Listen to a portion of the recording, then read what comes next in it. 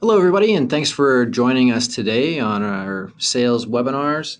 And as we enter into the topic of dealing with objections, so when we're going out and we're on, you've pitched a prospect on on a solution, and an objection has come up. So something unforeseen, something that be it price, feature, timing, etc. Your prospect has come back to you and has an objection that you're going to have to deal with on the fly or deal with on a long-term basis. Largely, objections do come up, and this means that your prospect is ultimately engaged. So this is a good thing. Objections aren't bad. Objections ultimately are going to show that your prospect is engaged and they're still interested in the product or solution that you're pitching to them. So you still have an opportunity at this point to prove that your solution is still the right fit, but obviously we need to address that objection and get beyond it to be able to get to the point of asking for the sale.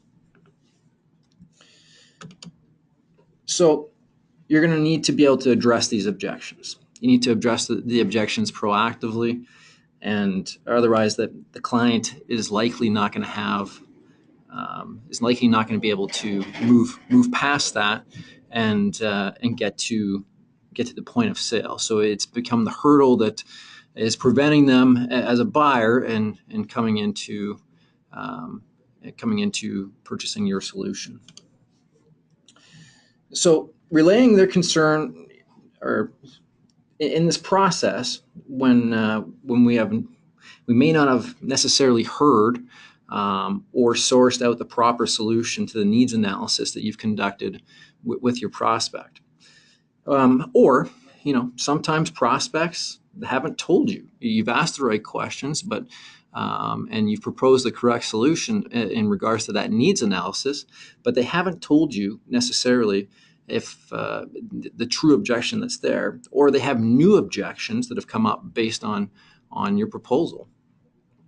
So in this process, we need to practice, active listening. So ensuring that we are truly hearing what the prospect is needing, what the needs analysis is, and it's really important to listen to that prospective client so that you can fully understand what the concern is and how you might devise a strategy to get around it.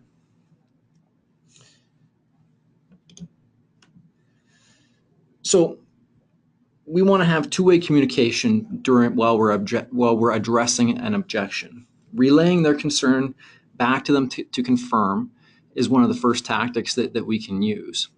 And so if I understand this correctly, your concern might be price. So ask your prospect to confirm the objection back to you so you understand it fully, and so that they have an opportunity to maybe adjust that objection if you aren't understanding that correctly. Asking questions in this stage is to properly understand the objection and how it affects them is key to developing a proper solution as you're overcoming these objections.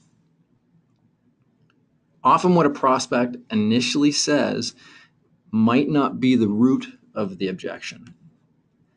We want to try and get to that root and source it out so that we can deal with that, because that is what is going to result in a successful sale or partnership at the end.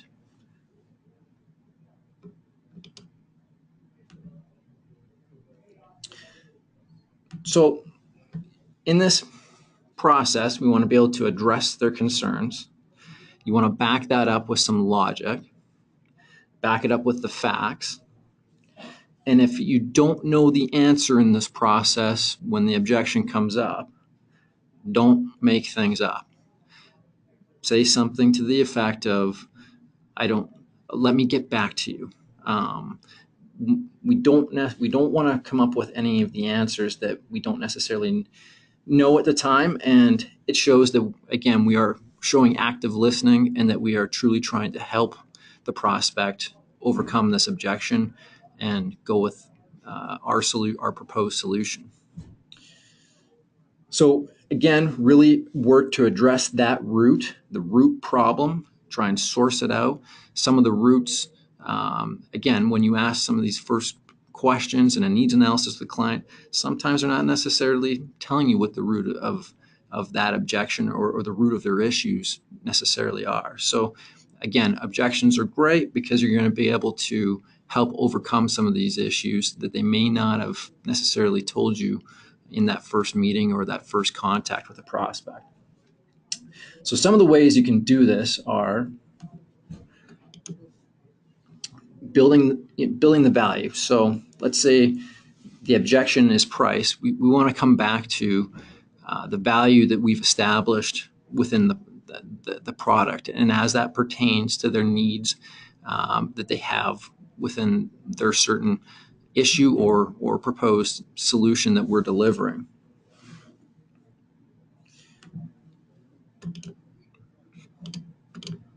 Two, we want to address their needs. So we want to ensure that we have a full understanding of their needs analysis. So you want to bring them back to what those initial needs were, or the needs that they're telling you within this objection, and how the solution will help with that. We're going to bring them back around to some of those pain points that they've told you within their needs analysis, and how this is going to help them address those needs.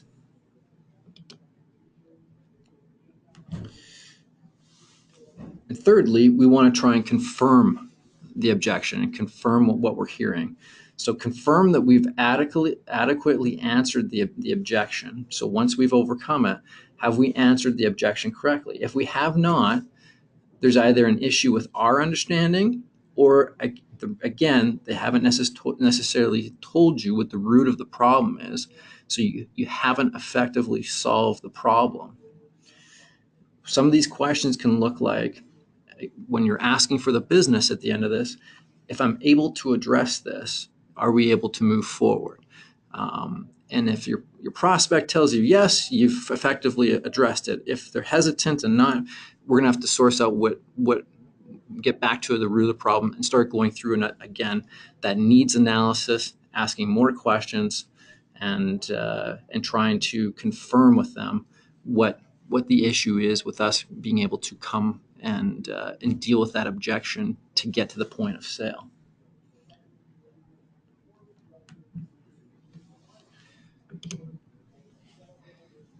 Is there any questions?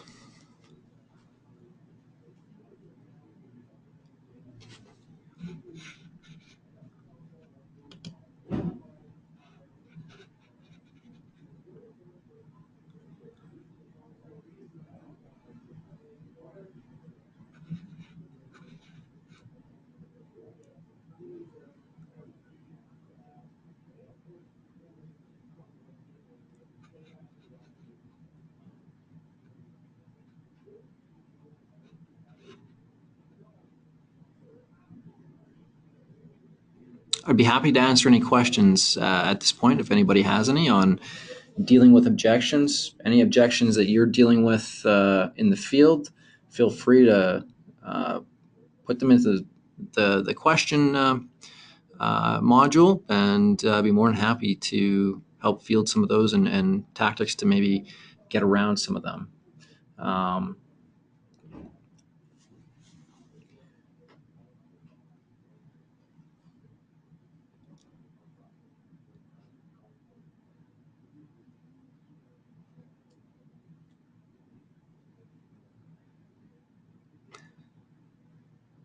Seeing that there is none, I want to thank you for joining us on this webinar.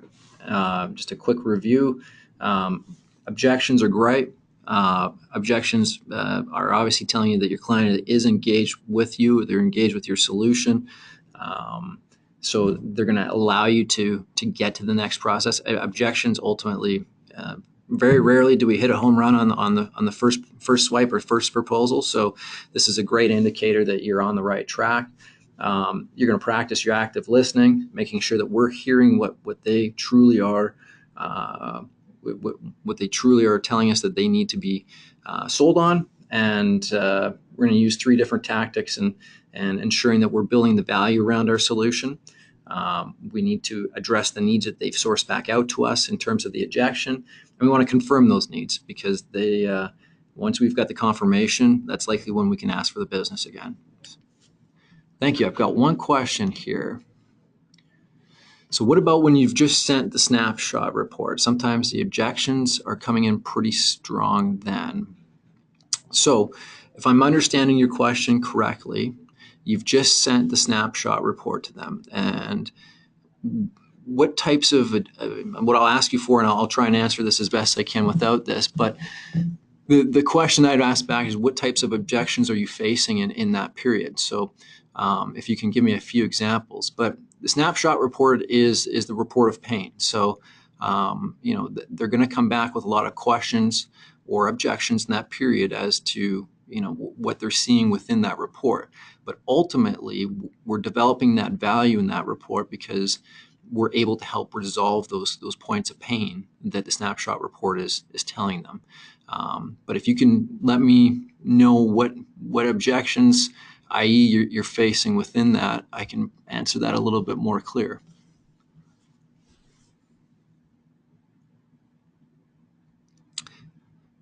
And ultimately, in the snapshot report example, you're able to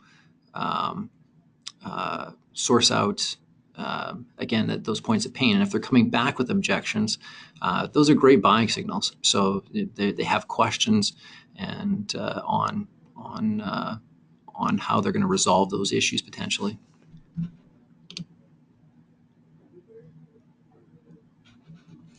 So some of the examples that our question asker, and I thank you, Lloyd, for sending this in, is some of the objections that he's facing is, who are you? What is this about? I don't want any more salespeople calling. Okay.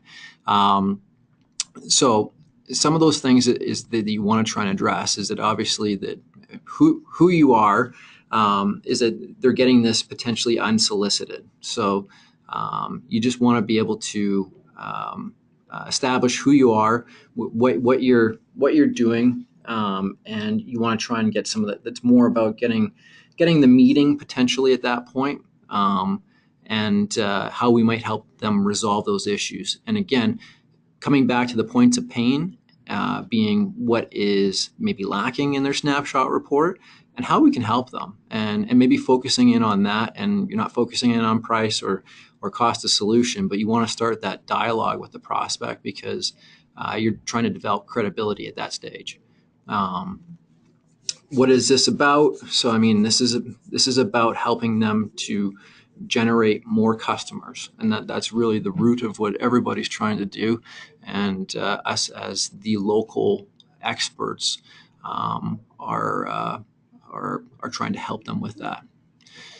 And nobody wants more salespeople calling. That's that tends to be obviously a common objection, especially for somebody that sounds like somebody that is starved for time. So you want to try and put yourself in their shoes as well too. Is that they are, it's probably a business owner that doesn't have enough time in the day to do that. But again, how we help them and focusing in on again what we're going to do to resolve these points of pain, and coming back to the root issue of, hey, do you have, at this point, would you like more customers?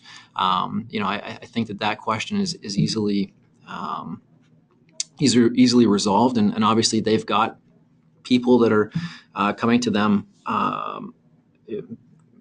all hours of the day with new solutions in different ways. So we have to try and set ourselves apart, and obviously the targeted snapshot report is creating a talking piece for you to try and get the foot in the door.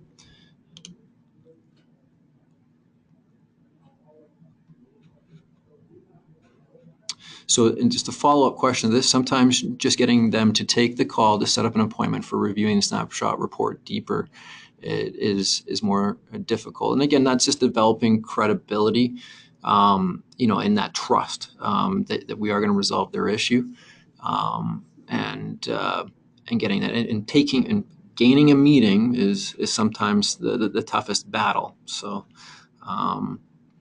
we want to try and be persistent within that, and and obviously once you're able to put your foot in the door from that aspect, that does help. So, but again, you are dealing with a business owner potentially that has not enough hours in the day, has a lot of people. They might gatekeep their process, so they might have their receptionist, their some of their senior personnel within their company might be gatekeeping their time as well too. So sometimes we have to go after the people that are tending to those schedules and developing a little bit of rapport and how we're going to be able to help in that aspect. And a lot of buyers, from what we're seeing, is that they will actually have potentially a list of what solutions and pain points that they necessarily are looking for, and those gatekeepers might allow some of those to go through.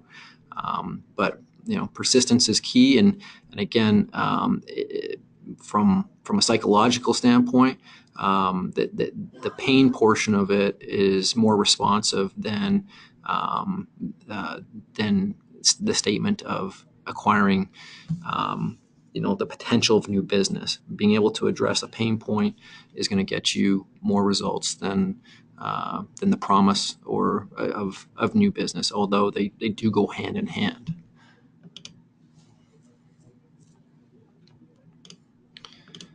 Did I answer your question effectively?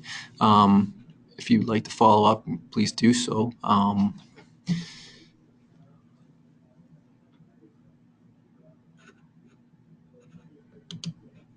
Excellent.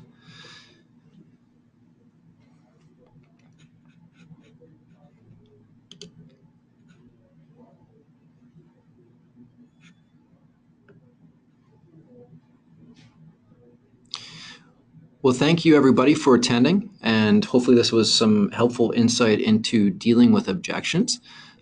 If you have any questions offline, we'll be posting this, and want to get any more feedback on the webinar, and as well of anything that you're facing within the field, and we can help address some of those situations that are coming up that we're seeing when we're dealing with objections. But ultimately, it's good. Even in the situation of who are you? What is this about? I don't want a salespeople calling example. They're still responding to you. They're giving you objections, and objections are mainly, if anything, are a branch to get more dialogue started. Thank you, and we'll see you next week.